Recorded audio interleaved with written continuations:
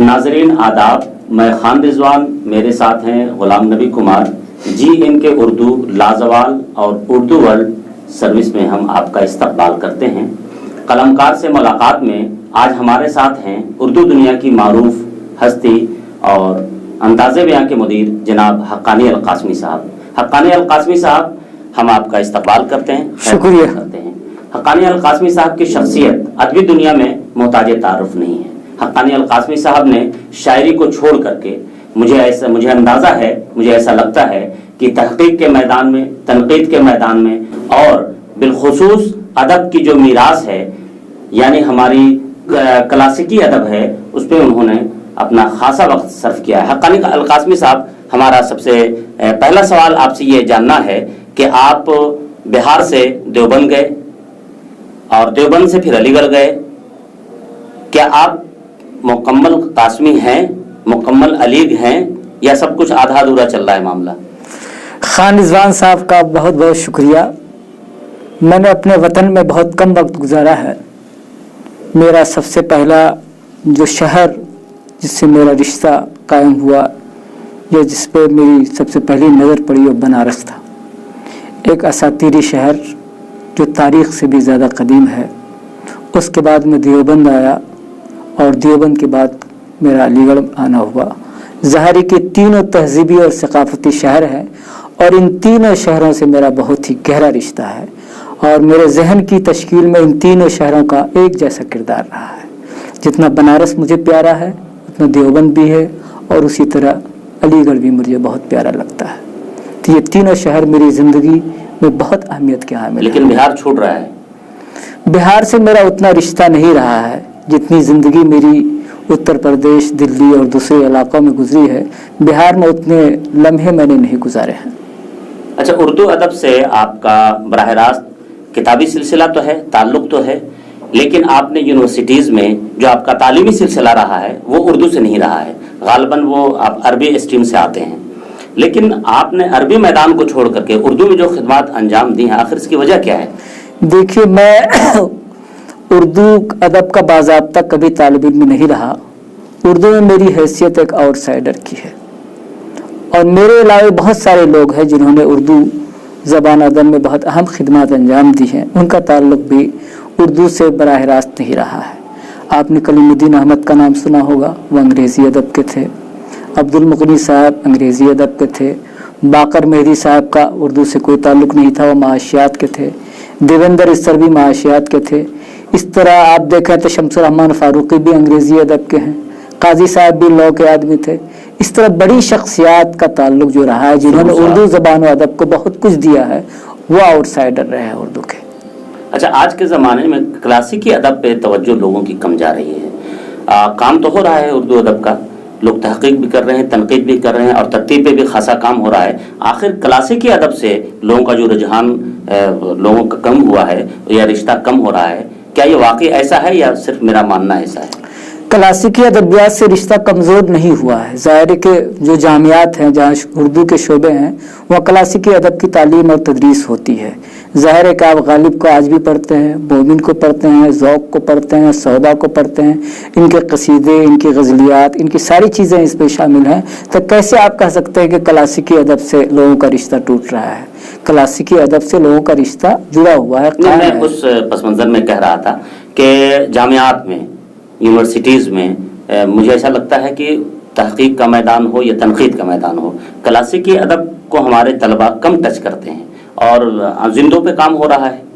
नहीं, क्लासिकी अदबियात के बगैर उनकी तालीम ही मुकम्मल नहीं हो सकती, उनका निसाब ही पूरा नहीं हो सकता। तो क्लासिकी अदब तो एक लाजमी जुज़ है उसका। वो तो निसाब का हिस्सा तो है। जी जी जी। तहक़ीक़ मैं कह रहा हूँ, नहीं, तहक़ीक़ में भी लोग गालिब पे ज़्यादा काम कर रहे हैं, मीर पे काम कर रहे हैं, ज़ौक़ पे काम कर रहे हैं। तो इस तरह सिलसिला जारी है, ऐसा नहीं। क्लासिकी अदब में सबसे ज़्यादा आपकी नज़र में आपको महबूब कौन?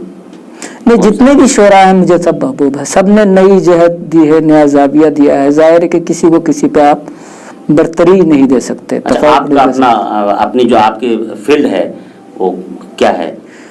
मैं बेसिकली मैं तनकीदी मैदान में हूँ, लेकिन मुझे नक्काद नहीं कह सकते आप, क्योंकि नाक़िद होने के लिए जितनी शराइत इब्न खल्दून ने लिखी है मैं उस पर पूरा नहीं उतरता। अब मैं ही क्या, बहुत सारे लोग पूरा नहीं उतरते हैं। اس لیے مجھے آپ کہہ سکتے ہیں کہ میں اردو کا ایک طالب علم ہوں یا اردو تحقیق تنقید کے اندر کام کر رہا ہوں. باضابطہ مجھے نہ محقق کہا جا سکتا ہے نہ ناقد کہا جا سکتا. تو ایسے تو بہت سارے لوگ پھر آپ کی صف میں آ جائیں گے. سارے لوگ میری ہی صف میں ہیں. تو اس کا مطلب یہ ہوا کہ آج کے زمانے میں کوئی باضابطہ محقق نہیں ہے. پہلے تھے، جیسے محمود شیرانی تھے، امتیاز علی عرشی تھے، قاضی عبدالودود تھے. اس طرح کی بڑی شخصیات رہی جنہوں نے تحقیق کے میدان میں اہم کارنامے انجام دیے ہیں. اس کے بعد تو خلا ہی ہے. آج کے دور میں کچھ لوگوں کو کہا جا سکتا ہے کہ محقق ہیں. اچھا، خواتین کو آپ نے بہت پڑھا ہے، بہت لکھا بھی ہے، اور ان کے تعلق سے جو آپ کی خدمات ہیں، جو چیزیں منظر عام پہ آئی ہیں، وہ دوسرے میدانوں کے مقابلے میں بہت زیادہ ہیں. تو آخر تانیثیت سے آپ کی جو رغبت ہے وجہ کیا ہے؟ نہیں، میری تانیثیت سے رغبت نہیں ہے. تانیثی جو فیمنزم کے مسائل ہیں ان سے میری کیا زیادہ دلچسپی نہیں ہے نظریاتی طور پر. لیکن چونکہ عورتیں جو ہوتی ہیں کمزور ہیں، صنف نازک کہا جاتا ہے، انہیں ہمیشہ سے اگنور کیا گیا ہے، نظر انداز کیا گیا ہے. تو میرا بنیادی مسئلہ یہ ہے کہ جو حاشیائی قلمکار ہیں، جو حاشیائی فنکار ہیں، ان کو مرکزی دھارے سے جوڑا جائے، ان کے اوپر زیادہ کام کیا جائے. اور یہی وجہ ہے کہ میں نے خواتین کے اوپر لکھا ہے. نہیں، خواتین پر تو سرکار کی پوری نظر ہے. آج کل ان کو شانہ بشانہ مرد کے آگے بڑھانے کے لیے سارے پروگرام میں وہ شامل ہیں. ہر فرد بھی سوچتا ہے، مردوں نے کبھی ان کو کاٹا نہیں ہے. میں ایسا نہیں کہ میں مردوں کی حمایت کر رہا ہوں یا ان کو مائنس ان کے منفی سوچ کا میں ایسا نہیں، بلکہ میں یہ کہہ رہا ہوں کہ ایک خاتون ہی آخر کیوں؟ آخر آپ دیکھیں کہ خواتین اتنی آگے جا چکی ہیں کہ آج مرد حضرات بہت پیچھے جا چکے ہیں. اگر زمینی حقائق ہم اس کو دیکھیں تو جاب کے میدان میں دیکھیں، آج تحقیق کے میدان میں دیکھیں، ایک لمبی صف ہے. تو پھر اس طریقے سے تو مردوں میں سرکار اور سیاست کی بات نہیں کر سکتا. جہاں تک تخلیقی ادب کی بات ہے، تنقید کی بات ہے، تحقیق کی بات ہے، اس میدان کے اندر نظر انداز کیا گیا ہے. پرانے زمانے میں جو خواتین تھی وہ اپنے نام سے نہیں لکھ سکتی تھی، والدہ افضل علی کے نام سے لکھتی تھی یا ہمشیرہ کے نام سے لکھتی تھی. تو اس طرح ایک عورتوں کے ساتھ رہا ہے، مطلب ہے کہ تعصب کا معاملہ رہا ہے. تو اس وجہ سے آج کے زمانے کے اندر جو عورتیں ترقی کر رہی ہیں وہ سب اس وجہ سے ہے کہ مردوں نے تھوڑی سی توجہ دی ہے اور خواتین خود اپنی سطح پر بھی بیدار ہوئی ہیں، ورنہ پہلے نظر انداز کیا جاتا تھا.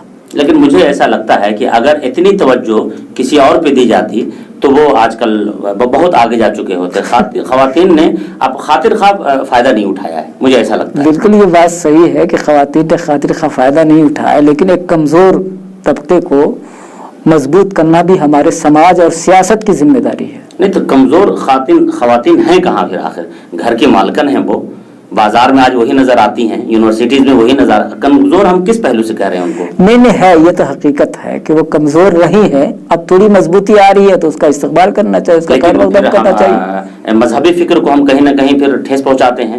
نہیں، اس کا مذہب سے کوئی تعلق نہیں ہے.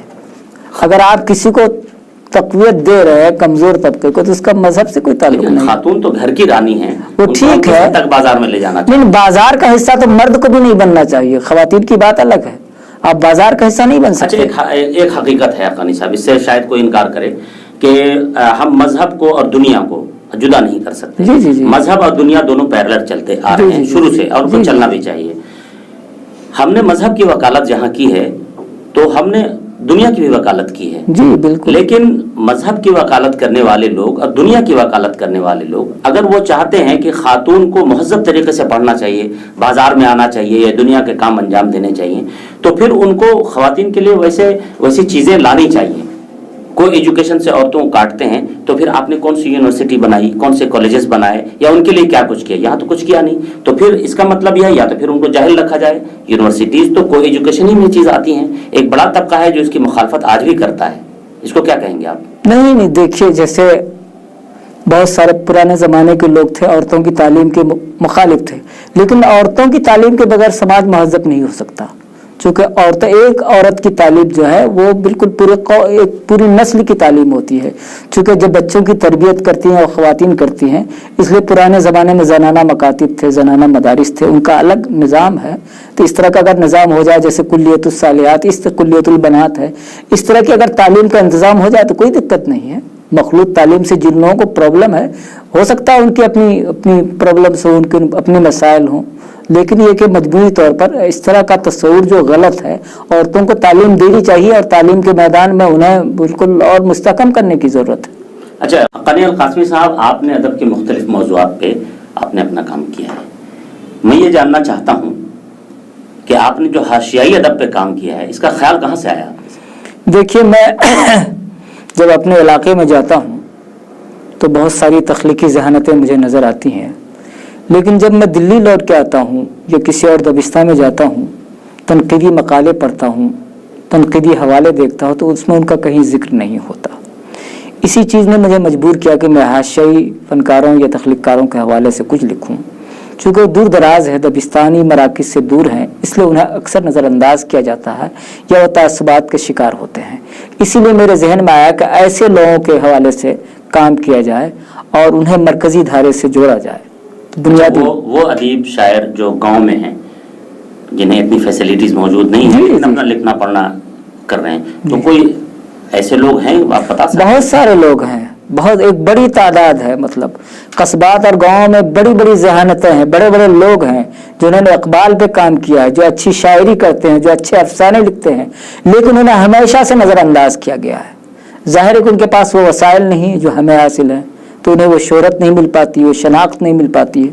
تو دراصل شناخت کا مسئلہ بڑا اہم ہے آج کے دور کا. آپ کی اب تک درجنوں کتابیں آ چکی ہیں؟ جی جی جی. کن کن موضوعات پہ آپ کی کتابیں ہیں؟ میری زیادہ تر جو کتابیں ہیں وہ تنقید کے حوالے سے ہیں، جو مضامین ہیں جن کو آپ مضامین کہہ سکتے ہیں، تبصرے کہہ سکتے ہیں، کچھ انشائیہ نما مضامین بھی کہہ سکتے ہیں، اور کچھ میری تخلیقی سفر کی روداد بھی ہے، کہیں کہیں رپورتاج بھی ہے، کہیں خود نوشت کے عناصر بھی ہیں ان کے اندر. جیسے رینو کے شہر ہے، اس کو آپ کسی بھی ایک صنف میں ٹائپ نہیں کر سکتے، نہ وہ تحقیق ہے، نہ تنقید ہے، نہ انشائیہ ہے. تو ظاہر ہے کہ میں نے صنفی حدود کو بھی توڑنے کی کوشش کی اپنی تحریروں میں. اچھا، مجھے ہمیشہ سے یہ سوال الجھن میں ڈالتا رہا ہے کہ حقانی صاحب آیا زیادہ صحافی ہے یا ادیب؟ آپ نے صحافت کے میدان میں جو خدمات انجام دی ہیں وہ ناقابل فراموش ہے، اور ادب کے میدان میں جو آپ نے خدمات انجام دی ہیں وہ بھی ناقابل فراموش ہے. میں آپ ہی سے پوچھنا چاہوں گا کہ آپ زیادہ ادیب ہیں یا زیادہ صحافی؟ نہیں، ادب اور صحافت کا بہت ہی گہرا رشتہ ہے. ظاہر ہے کہ میں ادب میں بھی ایک معمولی آدمی ہوں، صحافت میں بھی ایک معمولی آدمی ہوں، دونوں کے اندر ایک معمولی آدمی ہوں، لیکن مجھ سے جو کچھ ہو رہا ہے ادب کے میدان میں وہ کر رہا ہوں. اور ظاہر ہے کہ لوگ کہتے ہیں کہ کچھ نئی چیزیں بھی آ رہی ہیں، صحافت میں بھی اسی طرح کے تجربے میں نے کیے، تو میں ہر دونوں میدان میں ایک تجربہ کر رہا ہوں. یہ کامیاب ہو یا ناکام ہو اس کا مجھے کچھ وہ نہیں ہے، پتہ نہیں. کبھی کبھی آپ کو یہ ڈپریشن ہوتا ہے کہ آپ ادیبوں کے درمیان، ادیبوں کے بیچ میں جتنی پذیرائی ہونی چاہیے تھی، جتنی شہرت ہونی چاہیے تھی، اتنی ہے آپ؟ نہیں، مجھے اس بات کا ملال نہیں. مجھے شہرت اور شناخت کی کوئی ضرورت نہیں ہے. اللہ تعالیٰ نے جتنی عزت دی ہے وہ میرے لیے کافی ہے. اور میرے لیے خوشی کی بات یہ ہے کہ مجھے وہ لوگ اب ڈھونڈ ڈھونڈ کر پڑھ رہے ہیں جن کی تحریریں پڑھ کے میں نے لکھنا سیکھا ہے. مجھے لگتا ہے کہ زیادہ آپ کی کتاب جو جسم کی جمالیات ہے اس پہ لوگوں کی توجہ زیادہ ہوگی، جو کہ نئی چیز ہے. نہیں، بدن کی جمالیات ایک نیا تجربہ تھا. ظاہر ہے کہ جیلانی کامران نے اسے ایک نیا نیو ایرا لکھا، نیو ایرا آف کریٹیسزم لکھا اور انگریزی میں لکھا. تو اس طرح مجھے بہت زیادہ پذیرائی اس سے ملی، لیکن میں اس کتاب کی وجہ سے جتنا مقبول ہوا، جتنا مشہور ہوا، اتنا معتوب اور مقہور بھی ہوا. اور مجھے خوشی ہے کہ لوگوں نے دونوں طرح کے رد عمل کا اظہار کیا. میں منفی رد عمل سے کبھی مایوس یا ملول نہیں ہوتا. مجھے خوشی ہوتی ہے، لوگ اختلاف کرتے ہیں، لوگ میرے خلاف لکھتے ہیں، تو مجھے زیادہ خوشی ہوتی ہے، چونکہ اس سے مجھے اپنے آپ کو سنوارنے کا موقع ملتا ہے. جو لوگ میری زیادہ تعریف کرتے ہیں تو وہ گویا کہ میرے دشمن بھی ہے ایک طرح سے، جو مجھے مہمیز کرنے سے روکتے ہیں. جب کوئی میرے خلاف لکھتا ہے تو میرے اندر ایک نئی تحریک پیدا ہوتی ہے، کچھ نیا پڑھنے کی، کچھ نیا تلاش کرنے کی، کچھ نئی جستجو کی. تعریف آدمی کو ایک نقطے پر روک دیتی ہے اور تنقید جو ہے آدمی کو مہمیز کرتی ہے، آگے بڑھاتی ہے. کیا آپ کا دل کبھی نہیں چاہتا کہ آپ بھی فکشن کے میدان میں آئیں، ناول لکھیں؟ بالکل. میری بعض تحریروں کو آپ کہہ سکتے ہیں وہ فکشن ہے، جیسے غالب کے خطوط کو آپ ناول کہہ سکتے ہیں. اسی طرح میری بہت ساری تحریریں فکشن کے عناصر ہیں. جو لوگ یہ کہتے ہیں کہ سر سید کا جو وہ گزرا ہوا زمانہ ہے جو پہلا افسانہ ہے، تو اس کے مقابلے میں کہہ سکتا ہوں کہ میری ساری تحریریں بالکل افسانہ ہیں. اچھا، اردو ادب کی ترویج و اشاعت کے لیے ہم اپنی سرکار کو جتنا مورد الزام ٹھہراتے ہیں، ہمیں بھی سوچنا چاہیے کہ اتنے مجرم شاید ہم بھی ہیں. میں حقانی صاحب، چونکہ حقانی صاحب کا تعلق صحافت سے بھی ہے اور ادب سے بھی ہے، آپ صحافت کے ایک ایک چیز سے واقف ہیں اور اردو ادب میں کیا ہو رہا ہے اور کیا ہونا چاہیے آپ اس سے بھی واقف ہیں۔ میں آپ سے جاننا چاہوں گا کہ کیا سیاست کو مورد الزام ٹھہرانا، ان پہ الزام دینا اور اپنے آپ کو بری کر لینا، کیا یہ مناسب ہے؟ بالکل غیر مناسب حرکت ہے۔ سرکار جتنی مراعات دیتی ہے، جتنی سہولیات دیتی ہے، اس کا ہم استعمال نہیں کر پاتے ہیں۔ ظاہر ہے کہ ہم اپنی بے حسی کا الزام سرکار پہ نہیں ڈال سکتے۔ سرکار کے پاس ترقیاتی اسکیمیں ہیں اردو زبان و ادب کے لیے بھی، بہت سارا فنڈ ہے، بہت بجٹ ہے، لیکن ہم اس کا صحیح طور پہ استعمال نہیں کر پاتے ہیں، تو ہم اپنی ناکامی کو، اپنی تساہلی کو چھپانے کے لیے سرکار کو مورد الزام ٹھہراتے ہیں۔ یہ رویہ غلط ہے، منفی ہے۔ اردو ادب کی ترقی کے لیے یہ سلسلہ عام ہے، انفرادی طور پر بھی، جامعات کی سطح پر بھی، اور بہت سارے ادارے ہیں جو کانفرنسز، سیمینار اور ورکشاپ وغیرہ کراتے ہیں۔ کیا آپ یہ سمجھتے ہیں کہ اس سے اردو خاص یا راست دوستوں کا فائدہ ہو رہا ہے؟ بالکل اردو والوں کا فائدہ ہوگا۔ اگر یہ کانفرنسز، سیمینار، مشاعرے نہ ہوں تو ظاہر ہے کہ اردو زبان کے بارے میں کون جانے گا؟ بہت سارے لوگ ہیں جو صرف مشاعروں کے حوالے سے اردو زبان کو جانتے ہیں، بہت سارے طبقے ایسے ہیں جو صرف سیمینار کے حوالے سے جانتے ہیں۔ تو یہ سیمینار، مشاعرے، یہ سب چیزیں جو ہے نا اردو زبان کو آکسیجن عطا کرتے ہیں، اس لیے یہ سلسلہ جاری رہنا چاہیے۔ اچھا، آپ اپنی زندگی کا کوئی ایسا پہلو بتائیے جس سے ہمارے ناظرین کو لگے کہ انہیں بھی سوچنے کا کوئی ایک لمحہ ہو ایسا۔ نہیں، میری زندگی کا کوئی ایسا پہلو نہیں ہے جس سے دوسرے لوگوں کو کوئی تحریک یا ترغیب ملے۔ پرانے زمانے کے بہت سارے لوگ جو ہے ملفوظات کے اندر بہت سارے پیغامات دیا کرتے تھے، لیکن آج تک دیکھا کہ ان پیغام کا کوئی اثر ہوا ہے؟ پیغام، ملفوظات وغیرہ کا کوئی اثر نہیں ہوتا۔ اس لیے میں کسی بھی کسی بھی طبقے کو، کسی بھی ناظرین کو یا کسی بھی آدمی کو میں کوئی پیغام نہیں دینا چاہے۔ وہ جو گر براد آبادی نے کہا تھا کہ میرا پیغام محبت ہے جہاں تک پہنچے، بس وہی ایک پیغام میرا ہے۔ میری زندگی کے اندر کسی کے لیے کوئی انسپریشن نہیں ہے، کوئی تحریک نہیں، کوئی ترغیب نہیں، اور میری زندگی کا کوئی ایسا واقعہ نہیں ہے جو دوسرے لوگوں کے لیے کوئی مثال بن سکے یا نظیر بن سکے۔ اچھا، صلاح الدین پرویز صاحب کے ساتھ آپ نے خاصا وقت گزارا، استعارے کو آپ نے، استعارہ جو جہاں تک آپ لے جا سکتے، میں سمجھتا ہوں کہ اس کے پیچھے آپ کا ہاتھ ہے، تو وہ گولڈن پیریڈ جو آپ کا گزرا اس تعلق سے کچھ بتائیں۔ استعارے کا تعلق سے بہت ساری یادیں ہیں ماضی کی۔ ظاہر ہے کہ اس لمحے میں اب میں نہیں جا سکتا، وہ لمحہ مجھے بہت زیادہ اداس کر دیتا ہے، چونکہ وہ زمانہ بہت ہی اچھا زمانہ تھا اور اب ہم بہت ہی خراب زمانے کے اندر زندگی گزار رہے ہیں۔ اس زمانے میں پوری آزادی تھی، تخلیق کرنے کی، لکھنے کی، ہر سطح پہ مجھے آزادی حاصل تھی، اور ظاہر ہے کہ اس کے اندر صرف میری محنت شامل نہیں تھی، صلاح الدین پرویز کی محنت بھی تھی، ان کی محبت بھی شامل تھی۔ انہوں نے جس طرح کی مجھے آزادی دے رکھی تھی، اس کی وجہ سے بھی استعارہ دوسرے شمارے کے بعد ہی اس کا شمار بین الاقوامی ادبی جرائد میں ہونے لگا۔ پاکستان کے اندر اور دوسرے ممالک کے اندر اس کی ایک شناخت بن گئی تھی، تو ظاہر ہے کہ اس میں صلاح الدین پرویز کا زیادہ عمل دخل تھا۔ میں تو اس وقت ایک نووارد تھا ادب کے اندر، بس ان کی محبت کے سائے میں میں کچھ لکھ رہا تھا اور ان کی وجہ سے مجھے بھی تھوڑی سی شناخت مل رہی تھی۔ اچھا، علی گڑھ کی بتائیے، علی گڑھ کے تعلق سے آپ کی بہت ساری یادیں آپ کے ذہن میں ہوں گی، آپ کے دل میں مدفون ہوں گی، کچھ وہاں کے ادیبوں کے تعلق سے جن کا آپ راز تعلق رہا ہو، جن سے آپ نے بہت کچھ سیکھا ہو، کچھ ایسی بات بتائیے جس سے وہاں کا ادبی منظرنامہ ابھر کر سامنے آ سکے۔ دیکھیے، آپ نے علی گڑھ کا ذکر چھیڑا ہے، تو علی گڑھ میرا ایک خواب تھا۔ ظاہر ہے کہ دیوبند سے براہ راست علی گڑھ کا کوئی رشتہ نہیں بن رہا تھا، لیکن میں نے علی گڑھ میں تعلیم حاصل کی اور مجھے وہ شہر اور وہاں کا ماحول سب سے زیادہ اچھا لگا۔ میں نے وہاں اساتذہ سے زیادہ کچھ نہیں سیکھا، جو کچھ بھی مجھے سکھایا میری آوارگی نے سکھایا۔ مجھے شمشاد مارکیٹ میں بیٹھتے ہوئے زیادہ علم و آگہی کے دروازے میرے اوپر کھلے، دریچے کھلے، اور اس کے بعد میں لائبریری، کتب خانے سے میرا ایک رشتہ رہا، تو اس کی وجہ سے میرے اندر بہت سارے علوم و فنون کو سیکھنے سمجھنے کا موقع ملا۔ باوجود ہے کہ میں عربی زبان ادب کا طالب علم تھا، لیکن اردو کے جتنے بھی رسائل تھے اس سے براہ راست میرا تعلق تھا، بلکہ اس زمانے میں انگریزی کے بہت سارے رسالے میرے پاس آتے تھے۔ ہندوستان کے طول عرض میں زیادہ تر جو اہم معیاری انگریزی کی میگزین ہوتی تھی، میں اس کا باضابطہ سبسکرائبر تھا۔ شاید انگریزی ڈپارٹمنٹ والوں کے پاس بھی اتنی میگزین نہیں آتی ہوگی انگریزی کی، جتنی میرے پاس آتی تھی، اور بہت اہم میگزین۔ और उसका कह सकते हैं कि जिसमें बड़े बड़े लोग छपते थे, उसके अंदर नसीब मिस्कीन का जिक्र होता था और बहुत सारे लोग। मैंने उसी ज़माने में मोइन काजी वगैरह से मेरा राब्ता हुआ, उनसे हुआ। कविता इंडिया आता था मेरे पास, इस तरह कैनोपी मैगजीन आती थी और उसके अलावा पोइट्री आती थी। पेन मैगजीन का मैं खरीदार था। तो इस तरह अंग्रेज़ी ज़बान अदब से भी मेरा एक वो रहा है, जबकि मैंने अंग्रेज़ी कभी नहीं पढ़ी उतनी, लेकिन ये सारे अंग्रेज़ी के रसायल मेरे पास आते थे। और मैं समझता हूँ कि अलीगढ़ का ज़माना मेरे लिए बहुत ही सुनहरा ज़माना था। बहुत सारी चीज़ों को देखने का, समझने का मेरा एक नया ज़ाविया नज़र पैदा हुआ, वहाँ एक नया नुक्ते नज़र पैदा हुआ।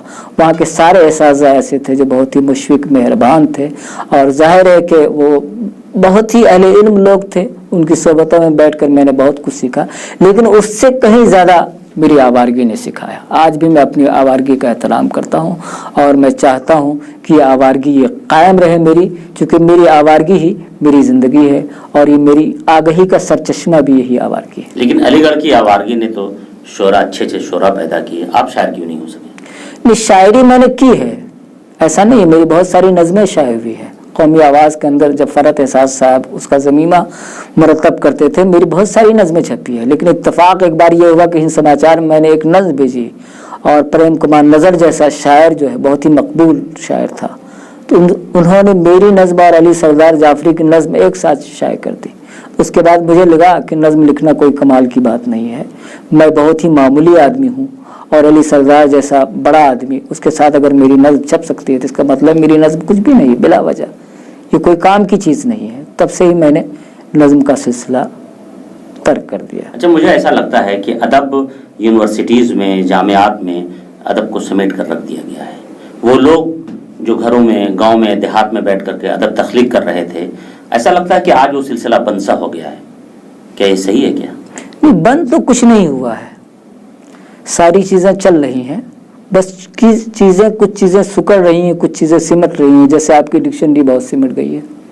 जब से ऑक्सफोर्ड यूनिवर्सिटी की जो ऑक्सफोर्ड डिक्शनरी है, हर रोज़ उसका बढ़ता रहता है ज़ख़ीरे अल्फाज, लेकिन हमारी जो मतलब डिक्शनरी है वह हर लम्हे जो है हमेशा मतलब कि कम से कम होती जा रही है। जबकि हमें नए अल्फाज तलाश करने चाहिए, नए अल्फाज वज़ा करने चाहिए, दूसरी ज़बानों से अल्फाज लेने चाहिए। इससे अपने अदब को, अपनी ज़बान को इंडिश करना चाहिए। तो वो इंडिश करने का जो एक जज्बा होता है वो ख़त्म हो चुका है। हम लोगों के अंदर ऐसा लगता है कि जज्बो इंजज़ाब की जो उर्दू की जो कैफियत है, वो सिफत हमने अपने अंदर पैदा नहीं की, हमारे अंदर वो चीज़ें नहीं हैं। मुख्तलिफ एडिशंस, आपने ऑक्सफोर्ड का जिक्र किया, मुख्तलिफ डिक्शनरियाँ हैं, हर साल नए नए एडिशन आते हैं। लेकिन वो फिरोजुल लुगात जो आप 1857, 1852 और 50, 1900 देख रहे होंगे, एक सदी का जो वो है कि वो डिक्शनरी है, आज भी वही हम उसी को पढ़ते हैं, उसी को अपना माखज़ और उसी को कुल समझ के हम बैठ गए। तो आखिर इसकी जानिब हमारी तवज्जो क्यों नहीं जा रही? नहीं, तवज्जो जा रही है। पाकिस्तान में काम हो रहा है और ज़ाहिर है कि उर्दू की एक नई लुगत ये लोग तरतीब दे रहे हैं, लेकिन जो हमें हिंदुस्तान की सतह पर कुछ ऐसा करना चाहिए कि नए नए अल्फाज को अपनी लुगत में शामिल किया जाना चाहिए, चाहे वो इलाकाई अल्फाज ही क्यों ना हो। अच्छा, क्या ये सच है कि आप हिंदुस्तान में कम और दीगर ममालिक में, पाकिस्तान, कनाडा वगैरह में ज़्यादा शोहरत रखते हैं आप? नहीं, मैं कहीं भी शोहरत नहीं रखता, न शोहरत की हवस मेरे अंदर है। अल्लाह ताला ने जो इज़्ज़त दी है मैं उसका शुक्रिया अदा करता हूँ। अगर मुझे शोहरत नहीं भी मिलती तब भी मैं उर्दू अदब से जुड़ा रहता, अगर थोड़ी बहुत मिल गई है तब भी मैं उर्दू अदब से जुड़ा हुआ रहूँगा। शोहरत की जिनको तलाश है, ज़ाहिर है कि वो लोग उसके लिए हरबे भी इस्तेमाल करते हैं अपनी तशहीर के लिए। मैं ऐसा कोई हरबा, कोई हथियार इस्तेमाल नहीं करता और न मुझे इसकी ज़रूरत है। उस्ताद मोहतरम शफ़र रसूल का एक शेर याद आ रहा है, आपकी आवारगी और हवस से जो आपका इनकार है कि न शायरी की हवस है न फ़िक्रे शोहरत व नाम, सो हमने सोचा बहुत है मगर कहा कम है। वाह वाह, बहुत अच्छा। आपने इस चीज़ को पहले ही महसूस कर लिया और आप इस पर अमल पहले ही से करने लगे। अच्छा, जामियात के ताल्लुक़ से एक सवाल, मेरा आखिरी सवाल ये है कि जामियात में जो तहक़ीक़ हो रही है, जो तनक़ीदें लिखी जा रही हैं और जो काम हो रहा है, क्या हम उस पर इत्मीनान बख्श वो काम है? नहीं, इसके बारे में तो जो जामियात से जुड़े हुए जो एसाज़ा हैं, तलबा हैं, ज़्यादा बेहतर तौर पर बताएंगे। अब जामियात के एसाज़ा ही वहाँ के मेयार तहक़ीक़ पर उंगलियाँ उठा रहे हैं, सवाल कर रहे हैं, तो ज़ाहिर है कि इसका मतलब है कि वहाँ ज़वाल की सूरत हाल है। तो इसके बारे में वो लोग ज़्यादा बेहतर बताएंगे जो जामियात से जुड़े हुए हैं। उन रिसर्च स्कॉलर से या वहाँ के तहक़ीक़ी मकालात से उनका ज़्यादा रिश्ता होता है। मैं कहूँगा तो लोग उसे तासुब पर मामूल करेंगे या उसे इल्ज़ाम या बहतान समझेंगे। लेकिन अब मैंने देखा है कि जामियात के जयीद एसातिज़ा भी अब वहाँ की तहक़ीक़ के मेयार के हवाले से खुश नहीं है, मुतमईन नहीं है। उन्हें ऐसा लगता है जैसे तहक़ीक़ का जो मेयार है रोज़ बरोज़ ज़वाल पज़ीर हो रहा है। अच्छा, अदब के ताल्लुक़ से आपकी जो फ़िक्र है, आपकी जो सोच है और आपने जो पढ़ा है, आप जो कर रहे हैं, तो कुछ नया ताज़ा कुछ नहीं, अदब में मैं कोई नया ताज़ा कुछ नहीं कर रहा हूँ, वही पुरानी चीज़ें मेरे जहन में भी हैं। बस कोई नया तजर्बा हो जाता है, जहन में आ जाता है कोई नया ख्याल, तो मैं उसे अपने अदब के हवाले से पेश कर सकूँ। लेकिन ये मैं दावा नहीं कर सकता कि मैं अदब में कुछ नया कर रहा हूँ। ज़ाहिर है कि आप अदब में कुछ नया कर ही नहीं सकते, पुराने लोगों ने जितना कर दिया है उतना काफ़ी है। पुराने लोगों ने जितना कर दिया है उतना ही काफ़ी है। नाज़रीन, इसी के साथ खान रिजवान और गुलाम नबी कुमार को इजाज़त दीजिए।